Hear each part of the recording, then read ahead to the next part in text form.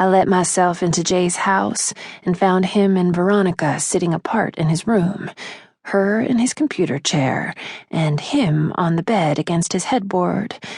Both wore auras of navy blue sadness, with a fizzle of gray nervousness in Veronica's. I knew from the distance between them and the tension in the air that they weren't together anymore. "Hey," Veronica said. I sat on the edge of the bed. "Hey?" Jay raised his eyebrows at Veronica. "You want to tell her?" She bit her lip. "So, I got this really cool opportunity. I didn't tell anyone because I wasn't sure at first if I'd take it, but I decided to do it. I'm going to Spain to study abroad this semester." "Spain?" I couldn't help but smile. That was so awesome. I could totally picture Veronica there.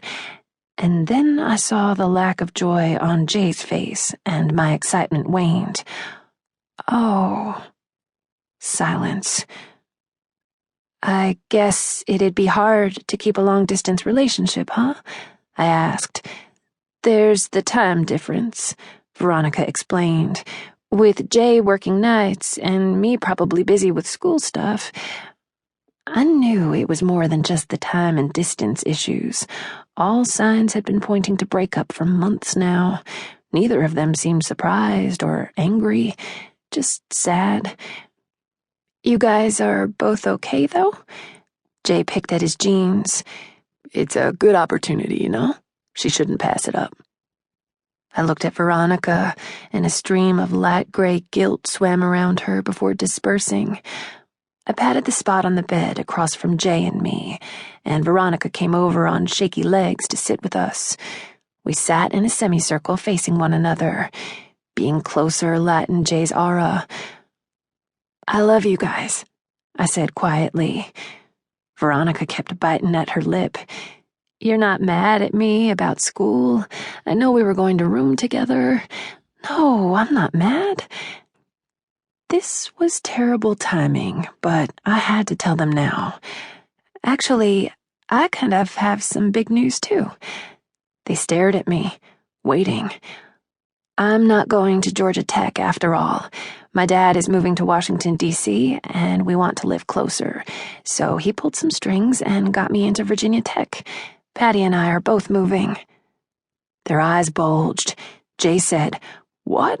just as Veronica said, "Wow." I know, it all happened so fast, but I think I needed change. My dad, too. "Dude, this is crazy." Jay's eyes glassed over for a second. "You're both leaving me." At the same time, Veronica and I leaned forward and hugged him. He wrapped his arms around us. Our last group hug. When we pulled away, there was a strange shift between us. A change stemming from knowing we'd never get the old us back. We could either embrace the inevitable and work to stay friends through the changes, or we could let go and allow time and miles to slide between us. Jay gripped my hand hard, and I knew he'd never leave me. Not in the ways that counted. Veronica, on the other hand, her eyes were already kind of far away. I could never hold it against her. She was excited for her future and ready to fly. I wiped the corners of my eyes, and Veronica leaned over to poke my shoulder. "So," she said, "are you and Kaidan really together? Like really, really?" The change of subject lifted some of the awkward tension in the room. I tried to rein in a smile. I'd forgotten I texted Jay and Veronica from L.A. in a drunken state to tell them. "I know, right?" Jay sat up, suddenly animated. Orange sliced through the darkness of his aura. "How did this happen? I didn't even know you were going to L.A. "It was crazy." I pulled my feet in and sat cross-legged. They thought my dad lived in California, and as much as I hated telling them half-truths, sometimes that was just what it came down to. My dad flew me out for a visit, and I went to see Blake, but Kai was there too. They were both gaping at me. "And?"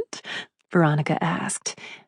"And at first we were fighting because we needed to clear the air, and